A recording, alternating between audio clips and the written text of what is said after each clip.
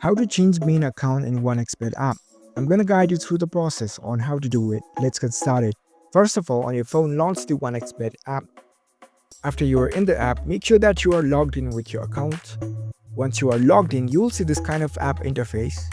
Now, in order to change the main account in your OneXBet app, tap on this menu option in the bottom right corner. Next up, in this page, you can see your account balance over here. Tap on this drop-down list. It'll prompt you with the select account option. So the thing is, in order to change between the accounts, you must have linked at least 2 accounts in your OneXBet app. As you can see here, one is my main account and I also have another additional account. So all the accounts that you have in your OneXBet app will appear over here. So I am in my main account right now.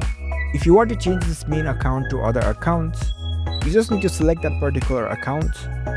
It'll ask you for your permission.